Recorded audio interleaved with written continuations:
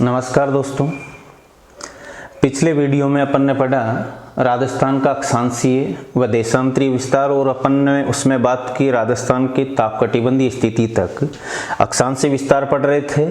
अक्षांशीय विस्तार के आधार पर ही प्रश्न आता है तापकटिबंधीय स्थिति का। उसी अक्षांशीय विस्तार के आधार पर एक प्रश्न बनता है राजस्थान में सूर्य की किरणों की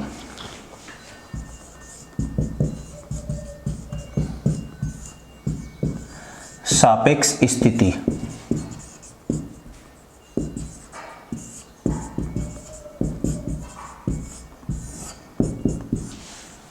कहने का मतलब राजस्थान में सूर्य की सबसे सीधी किरणें कहाँ गिरती हैं, सबसे तिरछी कहाँ गिरती हैं, सबसे सीधी किस दिन गिरती हैं, सबसे तिरछी किस दिन गिरती हैं। तो तापकटिबंधीय स्थिति पढ़ते समय अपन ने बात की थी, ये अपनी 0 डिग्री अक्षांश है। ये मान लो 23.5 डिग्री उत्तरी अक्षांश है और ये मान लो 23.5 डिग्री दक्षिणी अक्षांश है। हमने बात की कि उत्तरी गोलार्ध में सूर्य की जो लंबवत किरणें हैं वो लास्ट 23.5 डिग्री उत्तरी अक्षांश तक की गिरती हैं, उससे ऊपर सूर्य की किरणें कभी पूर्णतः सीधी नहीं होती। और दक्षिणी गोलार्ध में भी सूर्य की जो किरणें हैं वो लास्ट मकर रेखा तक ही लंबवत होती हैं। मकर रेखा से लेकर दक्षिणी ध्रुव के बीच जो भूभाग है वहां कभी सूर्य की किरणें पूर्णतः सीधी नहीं होती। और यहाँ पर वर्ष भर में सूर्य की 4 सापेक्ष स्थितियों की बात भी की थी कि वर्ष में एक बार सूर्य 21 जून को कर्क रेखा पर सीधा होता है, वर्ष में एक बार सूर्य 22 दिसंबर को मकर रेखा पर सीधा होता है और वर्ष में 2 बार सूर्य है वो भूमध्य रेखा पर लंबवत होता है। और वो 2 तिथियां हैं, एक तो है 21 मार्च और एक है 23 सितंबर। तो वर्ष भर में ये सूर्य की 4 प्रमुख लंबवत स्थितियां हैं।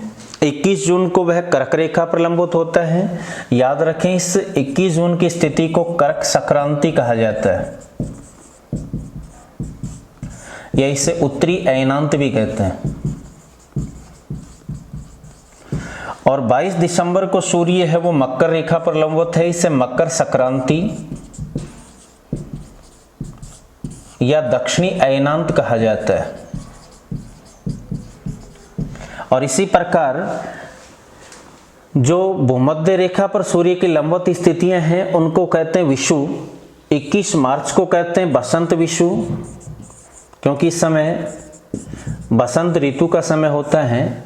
और 23 सितंबर की स्थिति को कहते हैं शरद विषुव, क्योंकि इस समय शरद ऋतु का समय होता है।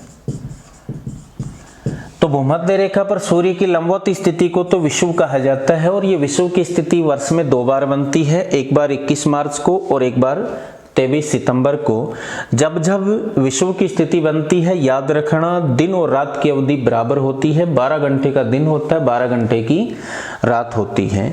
जबकि संक्रांति की स्थिति उसको कहते हैं जब सूर्य कर्क या मकर रेखा पर लंबवत हो। जब कर्क रेखा पर लंबवत होगा तब कर्क संक्रांति कहलाएगी, जब मकर रेखा पर लंबवत होगा मकर संक्रांति कहलाएगी। याद रखना संक्रांति के अवसर पर दिन बड़ा रात छोटी होती है। विषुव की स्थिति में दिन रात बराबर, तो संक्रांति में दिन बड़ा और रात छोटी। कहने का मतलब 21 जून उत्तरी गोलार्ध का सबसे बड़ा दिन और सबसे छोटी रात होती है, जबकि 22 दिसंबर दक्षिणी गोलार्ध का सबसे बड़ा दिन और सबसे छोटी रात होती है। जबकि 21 मार्च और 23 सितंबर को दिन व रात बराबर होते हैं। अब ये बातें अपन ने पिछले वीडियो में कर ली है।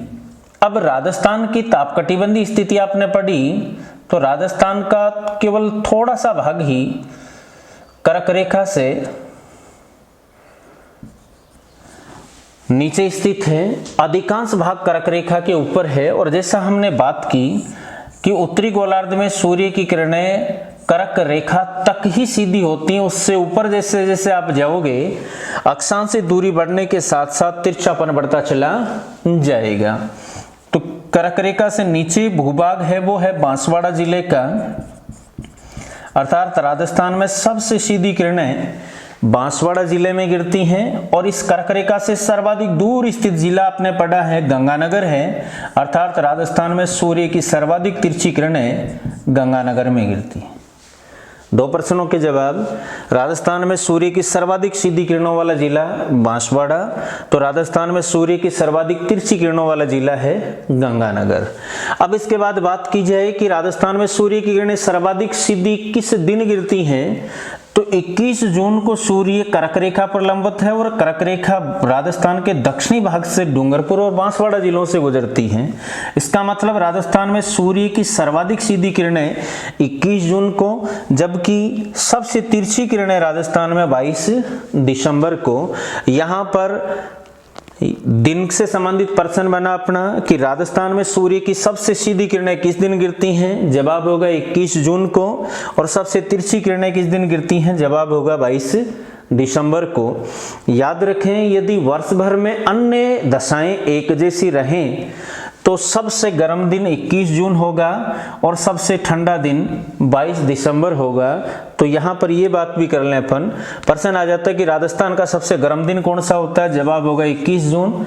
और सबसे ठंडा दिन कौन सा होता है, जवाब होगा 22 दिसंबर। राजस्थान का सबसे बड़ा दिन कौन सा है, 21 जून। तो राजस्थान का सबसे छोटा दिन कौन सा होगा, 22 दिसंबर। याद रखें, जो दक्षिणी गोलार्ध का सबसे बड़ा दिन है वो उत्तरी गोलार्ध के लिए सबसे छोटा होगा। 21 जून की बात करें अपन, तो आपको पता है एक दिन का मतलब दिन और रात, और उन दोनों की कुल मिलाकर अवधि होती है 24 घंटे की। 21 जून को दिन तो होता है लगभग 13.5 घंटे का और रात होती है लगभग 10.5 घंटे की। इसके विपरीत 22 दिसंबर की यदि अपन बात करें तो 22 दिसंबर में स्थिति विपरीत हो जाएगी। दिन तो होगा लगभग 10.5 घंटे का और रात जो होगी वो होगी लगभग 13.5 घंटे की। अर्थात सबसे बड़ा दिन तो 21 जून और सबसे छोटा दिन अपना है वो है 22 दिसंबर। इसके विपरीत रात की बात की जाए तो 21 जून सबसे छोटी रात है और 22 दिसंबर सबसे बड़ी रात है। कई बार प्रश्न आ जाता है कि राजस्थान के सबसे बड़े दिन और छोटे दिन की अवधि में कितना अंतर है, तो बड़ा दिन 21 जून को कितने घंटे का है भाई, 13.5 घंटे का। और सबसे छोटा दिन 22 दिसंबर को कितने घंटे का है, लगभग 10.5 घंटे का। कितना अंतर है, तो जवाब होगा राजस्थान में बड़े और छोटे दिन की अवधि में लगभग 3 घंटे का अंतर होता है। धन्यवाद।